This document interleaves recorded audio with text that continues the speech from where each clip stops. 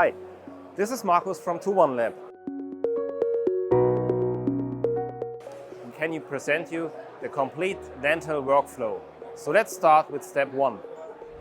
Step one, the beginning, is of course the construction of your part. For this, we have here a nice working place where you can see how to really design your RPDs ready for printing. We make it not alone, we make it together with our partner from Prinoa, who can show you every tricks and every important design aspect to generate the perfect STL file for your job. Let's go to step two. On step two, we show you how to prepare your STL file for printing. That means we load it in our great software to build, we generate the support structures, we apply the strategy, then we slice the model to generate the G-code, and then when the G-code is ready, we put it to the machine. So let's go to the machine. Here we have our 2Create 3D printer. On this trade show we have not only the 2Create, but we have also the 2Create Plus. But let's have a short view of the 2Create. What is special on this machine? Of course, we have a circulating coater.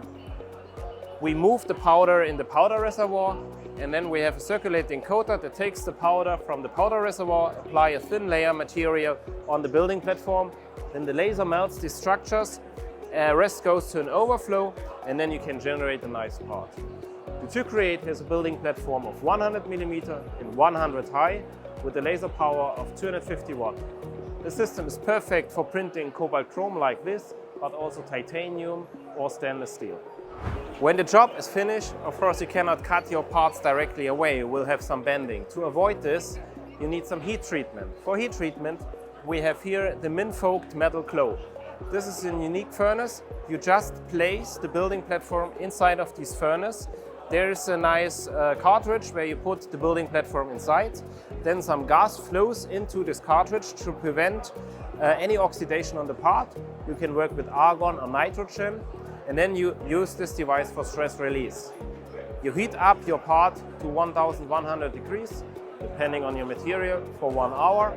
And after that, you get it out with any oxidation, and the part is ready for cutting them off. On step 4, we show what to do with the building platform. So you take your bandsaw, and with the bandsaw, you cut away the parts from the building platform. It's a very easy and fast process, and then you can refurbish your plate. How it's going, we see here.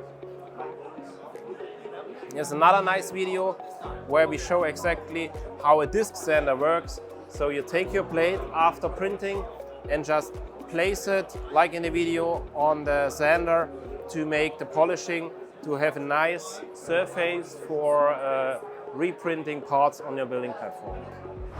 The next step, what we show here, is how to remove the supports from your part.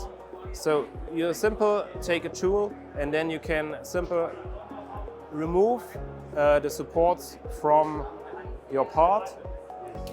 Furthermore, the customer can check and play with the parts, can destroy it if they want. You can see the flexibility of the parts and can really check out the quality of the products we create with our machine. Last step, polishing. When your parts are ready, you remove the supports, you removed every element of the support structure with a small polishing device, with a small milling device. You need to electro-polishing your part to get a really nice shiny surface. For this we have here the D-like desktop, where you can place the part inside of this jar, then you close the machine, start the process, and when it's finished you get out a very nice and shiny part.